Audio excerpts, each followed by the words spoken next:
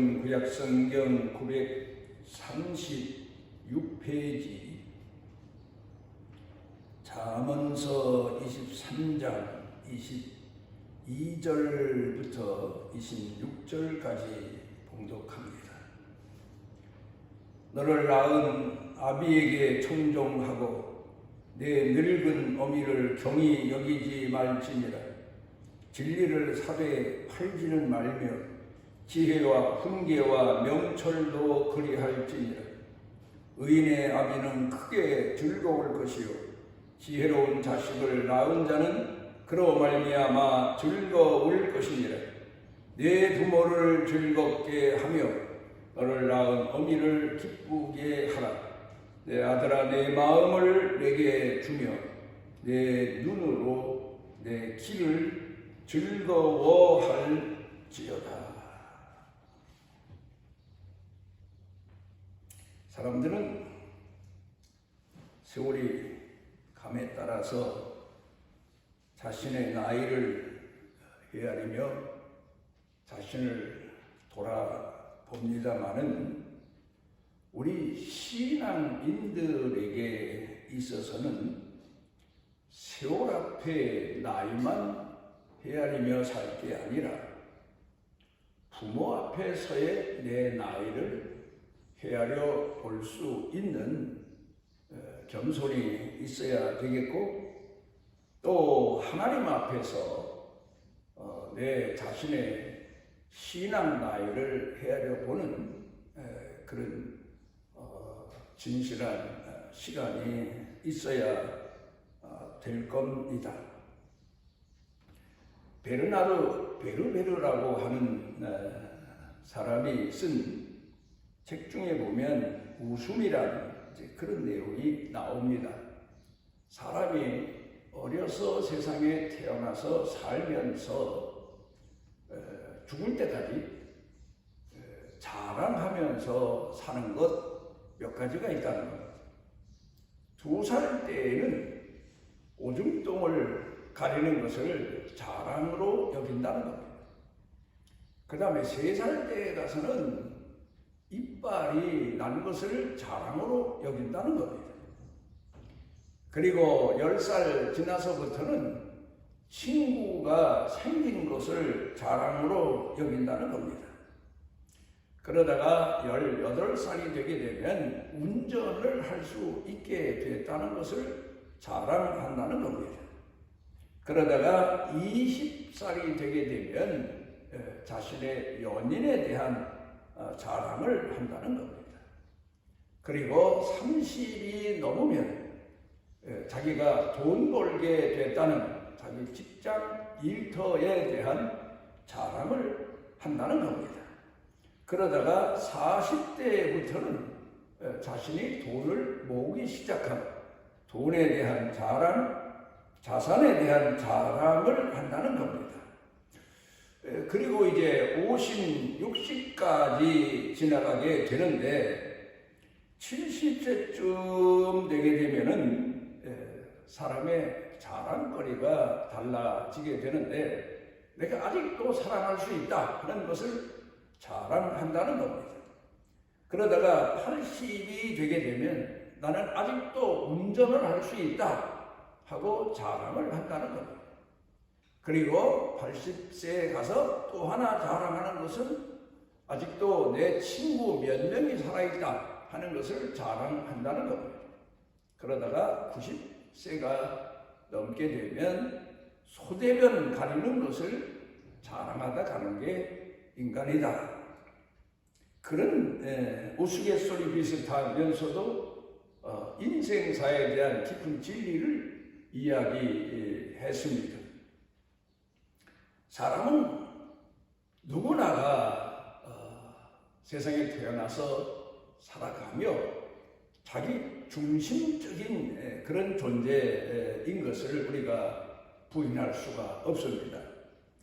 자기 자신을 제일로 여기고 자기 자신을 사랑하고 자기 자신이 중심이 돼서 살아가는데 아무래도 약한 인간이기 때문에 이 세상을 살아가는데 자기를 도와주고 자기에게 도움이 될 만한 존재를 갈망하게 되는데, 유아 때에는 결국 그 존재 대상이 신과 같이 된다는 겁니다. 심리학자들의 평가입니다. 유아 때에는 어머니 아버지가 자신에겐 신이나 다를 바 없습니다. 신 그 자체입니다. 그러다가 유년 때가 되면 친구가 신처럼 여겨지게 된다는 겁니다. 그러다가 청년 때가 되면 연인이 자기의 신처럼 여겨지게 된다는 겁니다. 그러다가 중년 때가 되면 일이, 자기가 하고 있는 일이 마치 신처럼 우상처럼 여겨진다는 겁니다. 그리고 노년 때에 가서는 자기 자식들에 대한 기대감이 커져서 결국 자식이 신이 된다는 겁니다. 그러다가 결국 죽을 때 가서야 하나님이 신이신 것을 깨닫고 하나님을 의지하게 된다는 겁니다. 심리학자들이 거의 다 공통적으로 사람의 나이에 따라서 사람들이 가지는 부모에 대한 생각을 평가해서 이야기한 내용이 있는데, 4살 때에는 아버지, 어머니는 전능하시다, 그런 생각을 가지고 전적으로 부모를 의지하며 산다는 겁니다.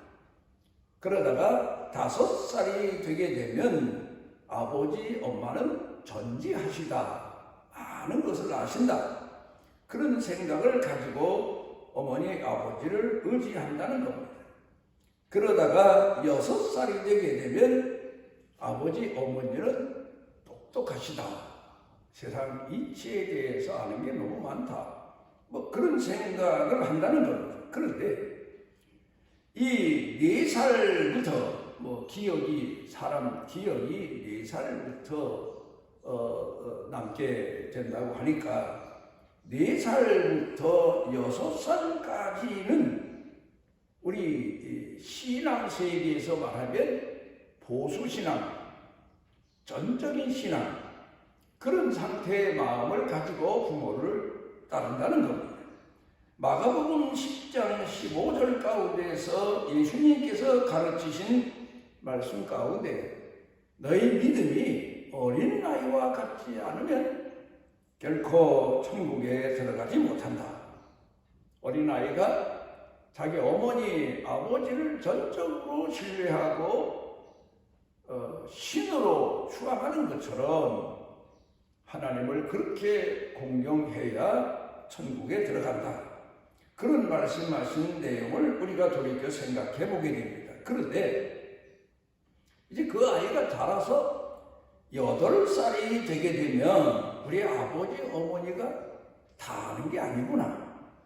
그때부터 이 어머니에 대한, 아버지에 대한 전적인 믿음에 이상의 생각이 생기게 된다는 겁니다. 우리가 흔히 말하면 기독교 복음이 처음에는 전적인 믿음의 전통으로 이어오다가 그 다음에 가서는 사람들이 기독교에 대해서 재해석을 하고 신신학이라는 학문이 나오고, 이제 그런 것처럼 사람 8살이 되게 되면 부모에 대해서도 생각하는 바가 우리 아버지, 어머니가 다 아는 게 아니다, 어머니, 아버지를 향한 전적인 신뢰에 문제가 생기게 됩니다. 그러다가 12살이 되게 되면 아버지, 어머니는 아무것도 모르는구나, 그런 생각을 하게 된다는 겁니다. 제가 이제 뭘 좀 알았다는 그런 말입니다. 그러다가 14살이 되게 되면 아버지, 어머니에 대해서는 신경 쓸 필요가 없다, 어머니, 아버지는 어머니, 아버지고 나는 나다, 그런 생각을 갖게 된다는 겁니다. 그러다가 20살이 되게 되면 우리 아버지, 우리 어머니는 구제불능이다, 이제 그런 생각을 한다는 겁니다. 요 근간에 우리 사회에서 한참 유행어였던 라떼 꼰대라는 말이 있는 것처럼 이제 어머니 아버지는 고쳐질 수도 없고 그냥 그 시대를 살다 가는 분이다. 그렇게 아주 멀찌감치 생각을 하고 자기와는 관계가 없는 존재인 것처럼 생각을 한다는 겁니다. 그러다가 이제 한 30세쯤 삽니다. 사회생활을 하고 나가서 여러 가지 일들을 겪다 보면서 나한테는 아버지 어머니가 계셨구나, 그런 생각을 하기 시작을 한다는 겁니다. 그러다가 30세 중반쯤 되게 되면 어려운 일을 당할 때 우리 엄마 아버지는 이럴 때 어떻게 했을까, 그런 생각을 한다는 겁니다. 그러다가 나이 40세가 되게 되면 어머니나 아버지한테 한번 좀 문의해볼까, 여쭤볼까, 그런 생각을 하게 된다는 겁니다. 그러다가 50이 넘어서면서 우리 아버지와 어머니는 훌륭하셨구나, 그런 생각을 하게 되고 60이 넘어서게 되면 나는 아버지 어머니만큼 인생을 살 수 없구나, 그런 생각을 하면서 노년에 접어들게 된다는 겁니다. 여러분은 오늘 하나님 앞에서 여러분의 신앙 나이가 어디쯤 와 있다고 생각하시고 어느 정도 수준을 산다고 생각하시고 또 부모 앞에서 여러분의 자식된 나이는 몇 살이나 살아간다고 생각하시고 또 세월 앞에서 사람들이 말하는 세상 나이는 몇 살인가를 한번 돌이켜보면서 우리 자신의 신앙을 한번 다시 확인해보고 점검해보는 그런 시간이 되었으면 합니다. 신명기 6장 5절 가운데 보면 하나님께서 그 백성들에게 여러 가지 계명을 주시는 가운데서 가장 중요한 말씀을 하십니다. 바로 내 마음과 성품과 뜻을 다해서 하나님을 공경해라. 이 말은 내 마음을 하나님께 드리면서 신앙생활해라. 멀찌감치서 예의상 어쩔 수 없이 두려우니까 내 문제가 복잡하니까 하나님을 공경하지 말고 내 마음을 하나님께 드리면서 하나님을 공경해라. 왜 그랬을까요? 하나님이 이 땅에 사는 인간들에게 그 마음을 쏟아 부으시면서 사랑하시고 인류의 역사를 주관하시고 개인의 삶을 주관하셨기 때문입니다. 우리가 아이들을 키워봅니다마는 아이들이 성장 과정을 거칩니다. 그런데 아이들은 어렸을 때부터 사람 누구나가 자기 중심적인 인생을 살기 때문에 자기 중심입니다. 그래서 자기 마음에 맞지 않으면 결국은 어머니 아버지한테 떼를 쓰고 그러면서 성장하게 되는데 성장한 다음에 깨달아야 될 것이 무엇인가? 바로 어머니 아버지가 내게 마음을 쏟아서 나를 양육했기 때문에 오늘 여기까지 자라왔다 하는 생각을 할 수 있어야 됩니다.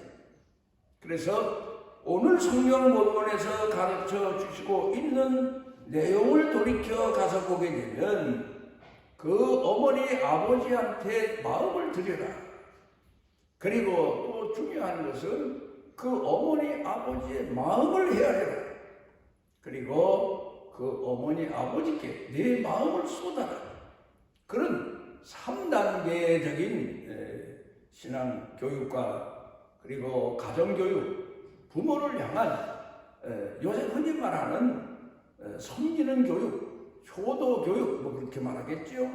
그런 교육을 여기 가르쳐 말하고 있습니다. 우리가 이 세상을 살면서 이 사람도 사랑해보고 저 사람도 사랑해보고 이것도 사랑해보고 저것도 사랑해보지만 그 중에서 제일 가는 사랑의 대상이 누구라고 생각이 됩니까? 아무리 따져보고 살아보고 경험을 해보지만 부모가 어머니 아버지가 나를 이 세상에서 제일 사랑했구나. 내 사랑의 대상은 어머니 아버지구나. 나를 자신보다 더 사랑해 준 분은 바로 어머니 아버지구나. 끝도 없이 지치지도 않고 내가 어머니 아버지 사랑에 응답하지 아니해도 나를 포기치 아니하고 나를 사랑하는 분은 어머니 아버지구나. 이런 생각을 우리가 하게 되고 또 깨닫는 그 나이가 되면 바로 거듭난 인생을 살아갈 수 있게 되는 겁니다. 그런가 하면은 여기 오늘 성경 본문에서 어머니 아버지에 대해서 우리가 돌이켜 생각해 봐야 될 것은 어머니 아버지 인생에 대해서 즐거워해라, 존경해라, 공경해라. 어머니 아버지가 나보다 세상적으로 훌륭한 직업을 가졌거나 위치를 가졌거나가 아닙니다. 어머니 아버지가 그동안 살아오신 생애를 돌이켜 생각해 보면서 존경심을 가져라. 높이는 마음을 가져라. 비록 내가 어머니 아버지 은혜 가운데서 세상적으로 어머니 아버지보다 더 지위가 높은 인생을 산다든가 더 부유한 인생을 산다 손치더라도 내가 돌이켜 어머니 아버지 삶으로 돌아가 보면 그 어머니 아버지의 삶이 훌륭했기 때문에 오늘의 내가 있게 된 것을 깨달아 알아야 된다는 말입니다. 아브라함 링컨 대통령이 정치적인 정적에게 비난을 받습니다. 그 정치적인 정적, 우리나라도 지금 보면 뭐 두 당, 뭐 세 당, 그런데 어쩌면 그렇게 상대방에 대해서 비난만 하고 야유만 하고 깎아내리기만 하는지 참 걱정이 한두 가지가 아닙니다. 근데 미국도 그랬던 것 같아요. 그런 사람이 더러 있었던 것 같아요. 그래도 선진국인 미국이나 영국 같은데 정치사 이야기를 보면 상대방에게 비록 상대 당이지만 격려도 하고 존경도 표하고 그런 일들이 있는데 우리 너무 깎아내리고 비난하고 정죄하고 그런 일만 거듭해서 우리나라 정치사에 대한 걱정이 이만저만이 아닙니다. 그런데 아브라함 링컨에게 대통령이 된 다음에 정치적인 적이죠. 그 사람이 비난해서 말하기를 당신의 아버지는 구두수송공이었다면서요. 무슨 얘기입니까? 참 천박한 부모에게서 태어나서 대통령까지 됐다 하는 비아냥거리는 비웃음 같은 이야기입니다. 그러자 아브라함 링컨이 모자란 사람 같으면 왜 그 얘기를 오늘 여기서 하느냐 하면서 우리나라 정치인 같으면 비난을 상대방에 대해서 자신도 퍼볼 텐데 이분이 하는 얘기가 옳습니다. 맞습니다. 우리 아버지는 구두수송공이셨습니다. 그런데요, 제가 아버지가 구두수선을 하실 때 어깨너머로 많이 봤습니다. 그래서 저도 웬만한 구두는 수선할 수 있는 기술을 아버지를 통해서 배웠습니다.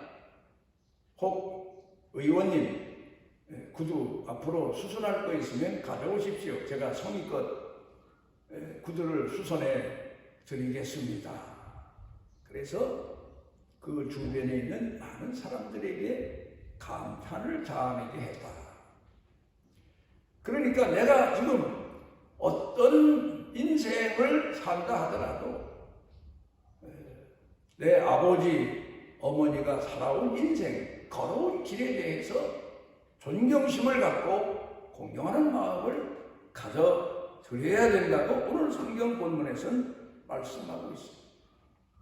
흔히 말하기를 자식은 교육에 딸려있다, 그런 말을 하기도 합니다.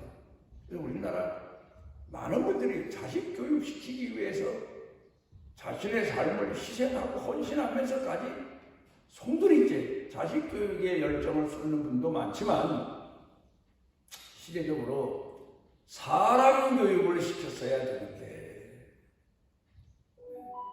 지식 교육만 시켜서 오늘 우리 사회는 보통 문제가 심각한 게 아닙니다. 그런데 어떤 신문에 이런 기고한 글이 났습니다.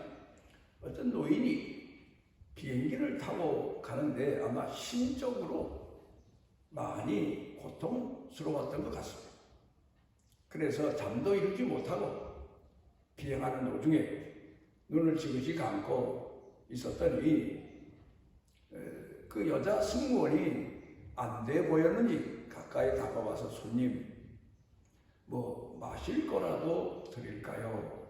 그리고 말을 건넸더니 이 노인 할아버지가 마실 거 보드카라면 몰라도 그 말 한마디 하고는 다시 눈을 감고 침묵하는 겁니다. 그러니까 예 하고는 그 여자 승무원이 가더니 보드카를 한 잔 가져다가 그 노인에게 드리면서 드십시오. 노인이 깜짝 놀란 겁니다. 비행기에서 보드카를 찾는 자기가 잘못된 것도 알고 보드카를 찾는다고 갖다 줄 리도 없지만 한마디 했는데 보드카를 한 잔 가져다 주는 겁니다. 그러면서 이 여자 승무원이 저도요 심신이 핍절할 때는 이거 한 잔 마시고 잠을 푹 잘 때가 있습니다. 노인이 감동을 받은 거예요. 그래 그 다음에 비행기에서 내려서는 신문에다가 기고를 한 겁니다. 물론 비행기의 여승무원이면은 서비스 업종에 종사하는 사람이기 때문에 그 교육 훈련을 철저하게 받았을 것은 사실입니다. 그렇지만 그렇다고 치더라도 비행기에서 주지 않는 것을 주면 손님 그건 없습니다. 안 됩니다. 그럴 수 있는 거예요. 그런데 가더니 보드카 어떻게 해서 가지고 비행기에 다녔는지는 모르지만 한 잔을 갖다 드리면서 미안해할까봐 저도 심신이 피곤할 때는 한 잔하고 잠을 푹 잡니다. 그런 위로의 말까지 미안해할까봐 전해준 그 여승무원에 대해서 너무 감사해서 이 노인이 신문에다 글을 기고했습니다. 거기서 말하는 내용이 그겁니다. 서비스 업종에 종사하는 사람일지라도 그 천선이 지혜롭고 착하니까 과도한 것을 요구했을지라도 따뜻한 마음으로 전해주는 그 승무원이 훌륭했다. 그런 얘기. 여러분 우리가 자식에 대한 계명을 가르치고 성도에 대한 계명을 가르치고 인생사에 대한 계명을 가르치지만 가르친 것만 가지고 교육이 되는 건 아닙니다. 그 따뜻한 마음, 원천적인 마음, 그 마음을 쏟을 줄 알고 쏟아야만 비로소 교육의 효과가 있는 거고 상대방이나 또 사회에 공헌할 수가 있게 된다는 말입니다. 창세기 50장 가운데 보면 이제 야곱의 자손들이 총리로 있는 요셉이 총리로 있는 애굽으로 다 이제 이사를 갑니다. 거주를 옮깁니다. 그래서 아버지 야곱이 돌아갑니다. 형님들의 걱정이 태산 같습니다. 아버지가 살아계셨을 때에는 옛날에 동생 요셉을 죽이려고 하다가 애굽의 노예로 팔아버렸으니 그 원한이 얼마나 컸겠습니까? 아버지 돌아간 다음에 아버지가 살았을 때는 우리한테 복수를 못했지만 아버지 때문에 아버지가 돌아갔으니까 이제 우리한테 복수할 거다. 걱정이 태산 같습니다. 그럴 때 요셉이 형님들을 불러가지고 걱정하지 마십시오. 두려워하지 마십시오. 형님들이 나를 팔았다고 해서 내가 형님들에게 복수할까봐 두려워하지 마십시오. 하나님이 섭리 가운데 나를 이곳에 먼저 보내신 것뿐입니다. 내가 형님들과 형님들의 자녀들을 다 양육하겠습니다. 어떻게? 자신을 죽이려고 하다가 노예로 팔아버린 형들에 대해서 이런 말을 할 수 있을까? 요셉은 형님들을 대하면서, 형제를 대하면서 아버지 마음을 읽어드릴 줄 알았다는 사실. 고난을 당하면서도 자신을 향하신 하나님의 뜻을 헤아릴 줄 알았단 말입니다. 우리 장로교회 신학을 보게 되면 나를 향하신 하나님의 뜻, 그렇게 말합니다. 성경을 보면 신앙 가장 좋은 사람이 어떤 사람이냐? 믿음, 소망, 사랑을 가지고 신앙생활하는 사람. 그런데 이 해석을 종교개혁자들, 보수 신학자들은 나를 향하신 하나님의 뜻을 헤아리며 사는 것. 그런데 그 뜻이 좀 더 우리가 이해하기 쉬운 이야기로 말하면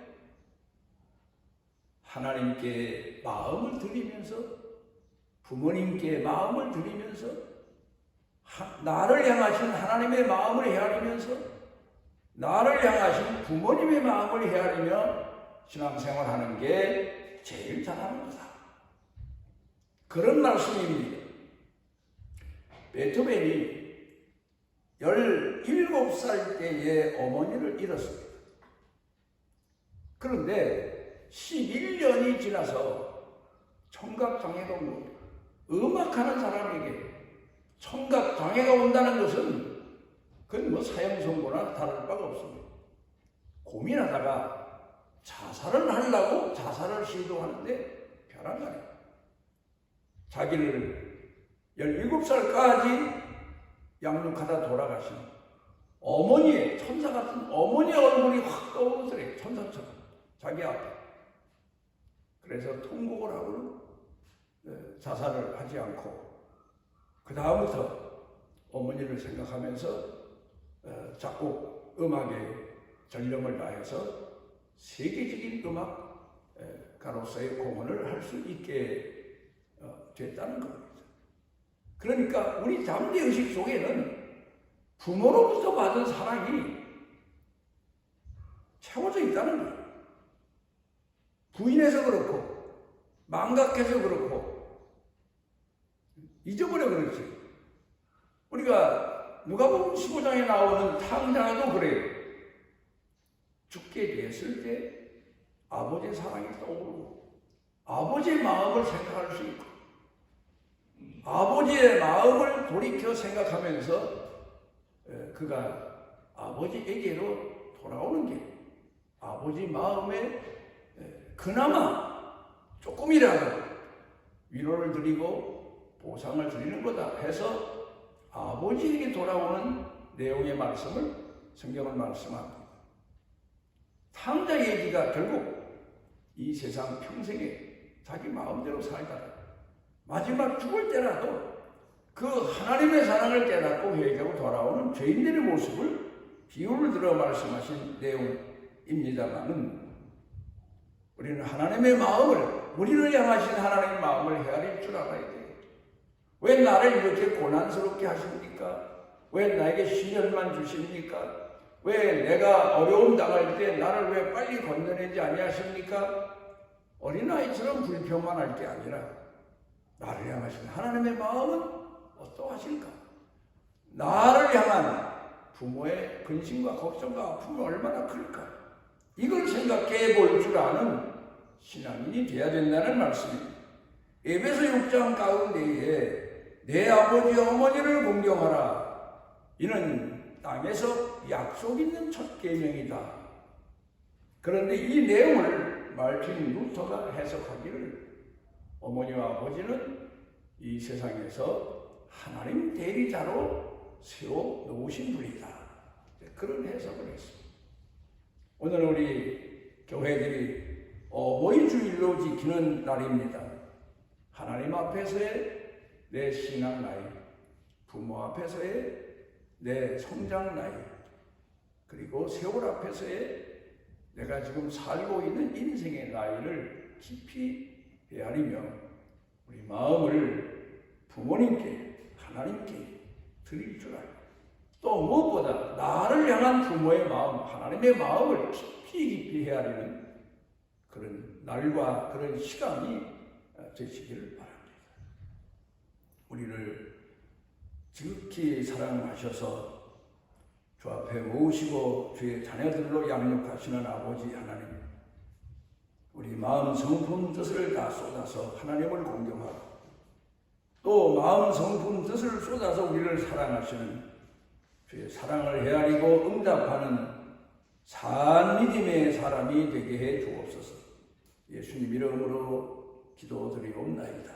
아멘. 여호와께서 그 날개 아래 보호를 받으러 온 내게 온전한 상 주시기를 원하노라.